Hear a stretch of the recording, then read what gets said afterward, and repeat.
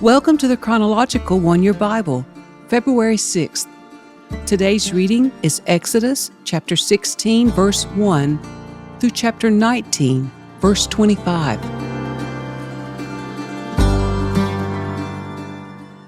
Then the whole community of Israel set out from Elim and journeyed into the wilderness of Zin, between Elim and Mount Sinai. They arrived there on the 15th day of the second month, 1 month after leaving the land of Egypt. There too the whole community of Israel complained about Moses and Aaron. "If only the Lord had killed us back in Egypt," they moaned. "There we sat around pots filled with meat and ate all the bread we wanted. But now you have brought us into this wilderness to starve us all to death." Then the Lord said to Moses, "Look, I am going to rain down food from heaven for you.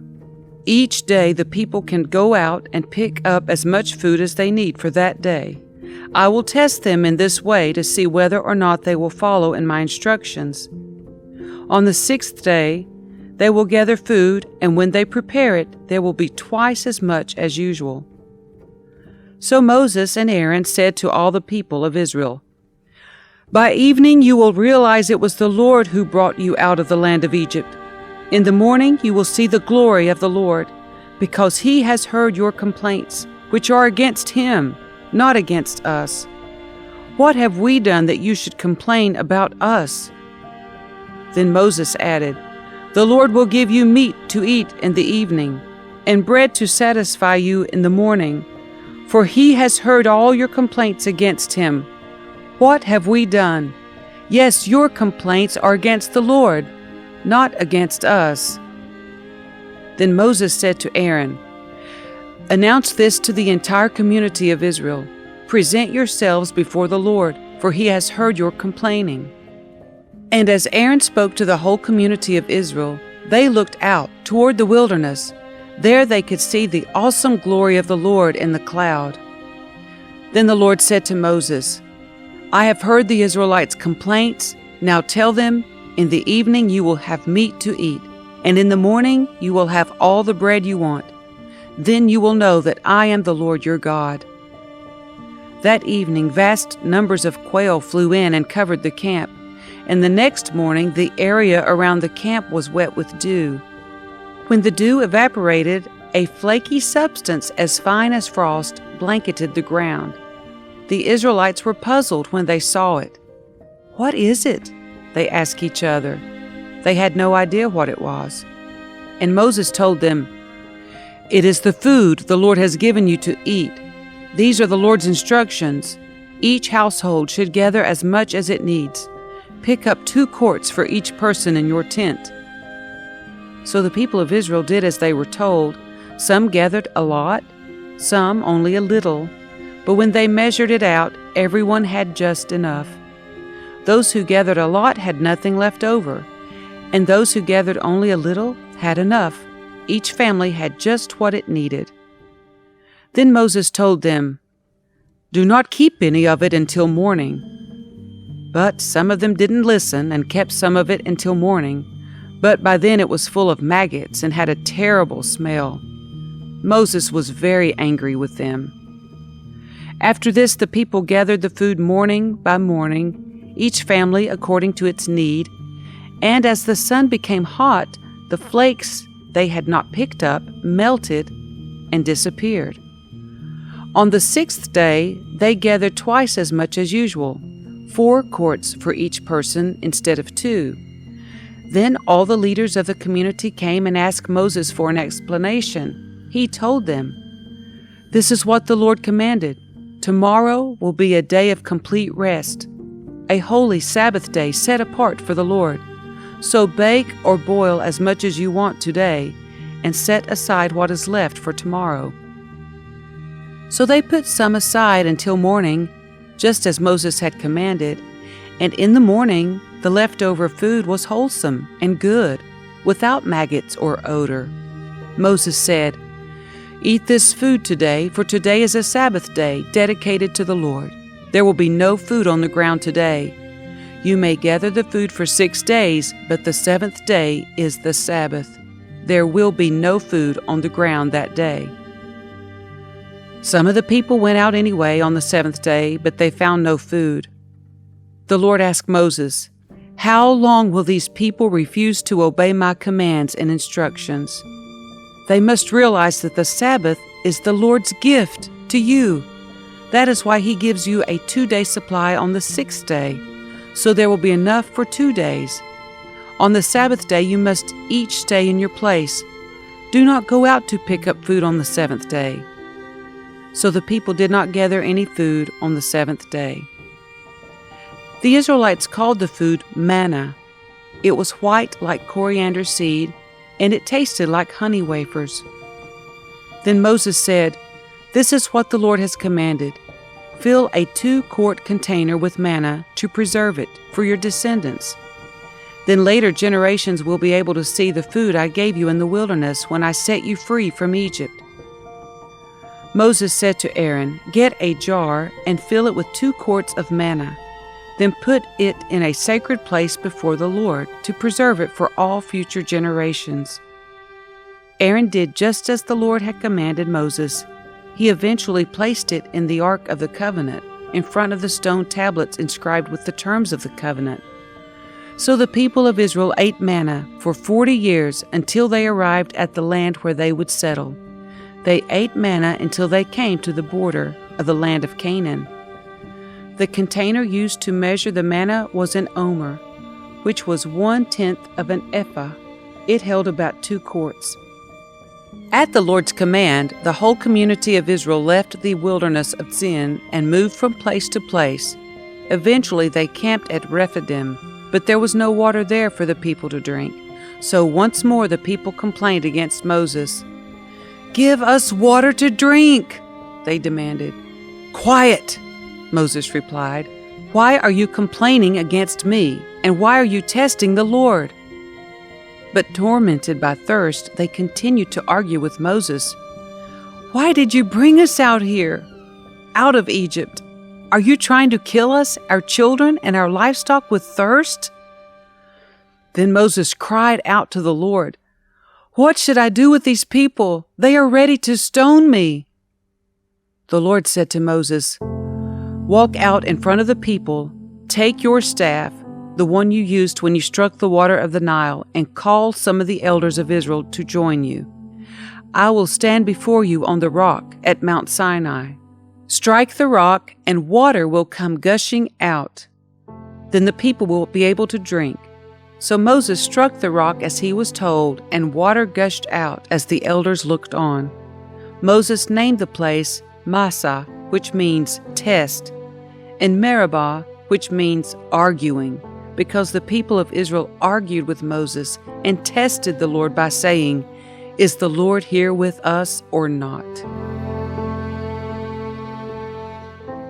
While the people of Israel were still at Rephidim, the warriors of Amalek attacked them. Moses commanded Joshua, "Choose some men to go out and fight the army of Amalek for us.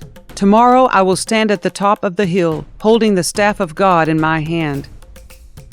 So Joshua did what Moses had commanded and fought the army of Amalek. Meanwhile, Moses, Aaron, and Hur climbed to the top of a nearby hill. As long as Moses held up the staff in his hand, the Israelites had the advantage. But whenever he dropped his hand, the Amalekites gained the advantage. Moses' arms soon became so tired he could no longer hold them up. So Aaron and Hur found a stone for him to sit on. Then they stood on each side of Moses, holding up his hands. So his hands held steady until sunset. As a result, Joshua overwhelmed the army of Amalek in battle. After the victory, the Lord instructed Moses, "Write this down on a scroll as a permanent reminder and read it aloud to Joshua. I will erase the memory of Amalek from under heaven." Moses built an altar there and named it Yahweh Nissi, which means "The Lord is my banner." He said, "They have raised their fist against the Lord's throne, so now the Lord will be at war with Amalek generation after generation." Moses' father-in-law Jethro, the priest of Midian, heard about everything God had done for Moses and his people, the Israelites. He heard especially about how the Lord had rescued them from Egypt. Earlier, Moses had sent his wife Zipporah and his 2 sons back to Jethro, who had taken them in. Moses' first son was named Gershom, for Moses had said when the boy was born, "I have been a foreigner in a foreign land." His second son was named Eleazar, for Moses had said, "The God of my ancestors was my helper. He rescued me from the sword of Pharaoh." Jethro, Moses' father-in-law, now came to visit Moses in the wilderness. He brought Moses' wife and 2 sons with him, and they arrived while Moses and the people were camped near the mountain of God.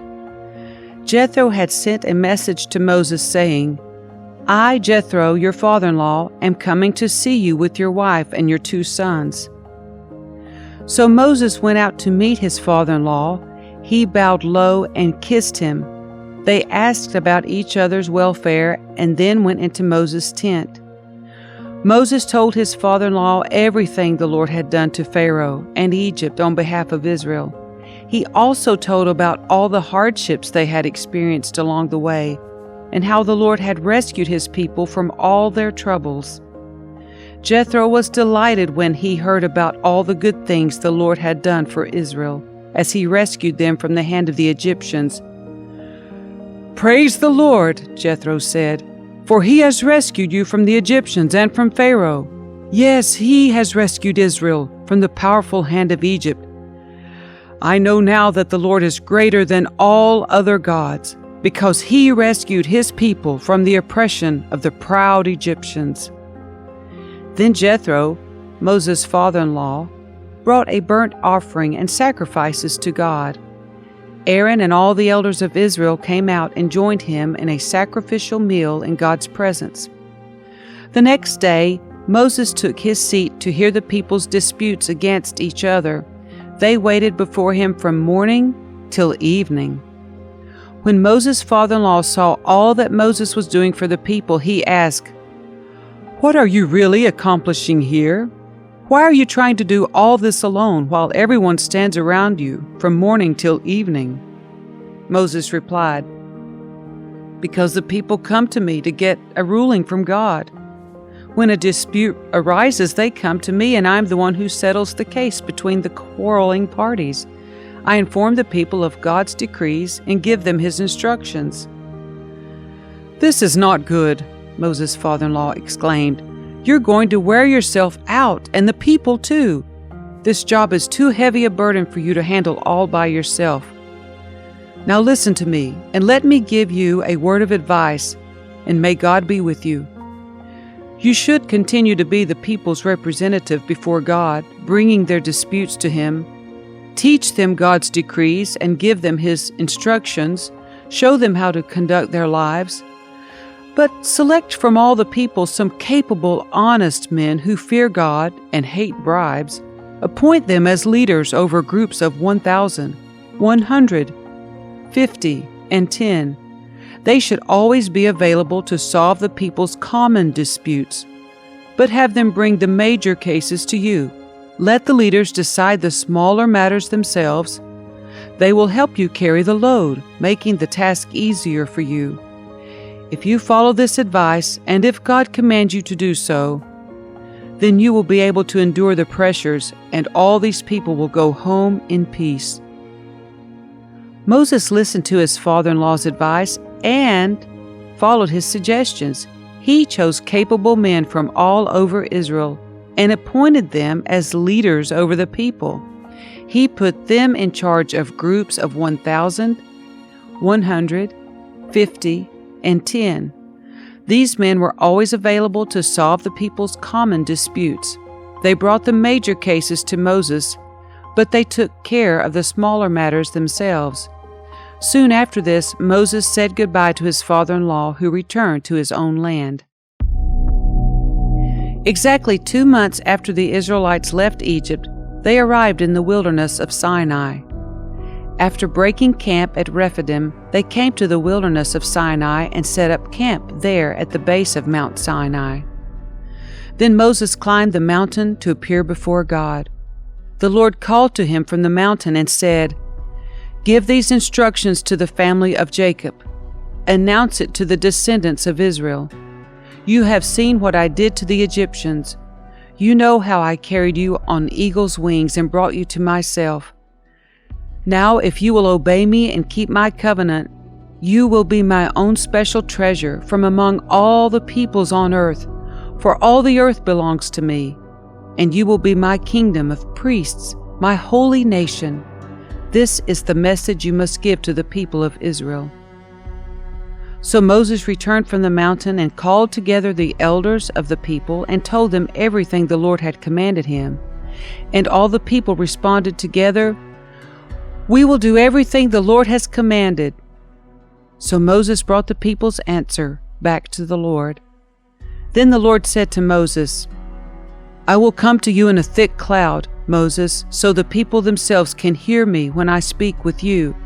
Then they will always trust you." Moses told the Lord what the people had said. Then the Lord told Moses, "Go down and prepare the people for my arrival. Consecrate them today and tomorrow, and have them wash their clothing. Be sure they are ready on the third day, for on that day the Lord will come down on Mount Sinai as all the people watch. Mark off a boundary all around the mountain. Warn the people, be careful, do not go up on the mountain or touch its boundaries. Anyone who touches the mountain will certainly be put to death. No hand may touch the person or animal that crosses the boundary. Instead, stone them or shoot them with arrows. They must be put to death. However, when the ram's horn sounds a long blast, then the people may go up on the mountain." So Moses went down to the people. He consecrated them for worship, and they washed their clothes. He told them, "Get ready for the third day, and until then abstain from having sexual intercourse."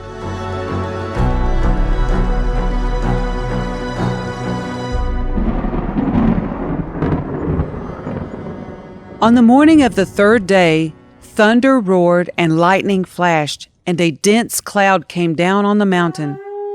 There was a long, loud blast from a ram's horn, and all the people trembled. Moses led them out from the camp to meet with God, and they stood at the foot of the mountain. All of Mount Sinai was covered with smoke because the Lord had descended on it in the form of fire. The smoke billowed into the sky like smoke from a brick kiln, and the whole mountain shook violently. As the blast of the ram's horn grew louder and louder, Moses spoke, and God thundered his reply. The Lord came down on the top of Mount Sinai and called Moses to the top of the mountain. So Moses climbed the mountain. Then the Lord told Moses, "Go back down and warn the people not to break through the boundaries to see the Lord, or they will die. Even the priests who regularly come near to the Lord must purify themselves so that the Lord does not break out and destroy them." "But Lord," Moses protested, "the people cannot come up to Mount Sinai. You already warned us. You told me, mark off a boundary all around the mountain to set it apart as holy." But the Lord said, "Go down and bring Aaron back up with you. In the meantime, do not let the priests or the people break through to approach the Lord, or he will break out and destroy them." So Moses went down to the people and told them what the Lord had said.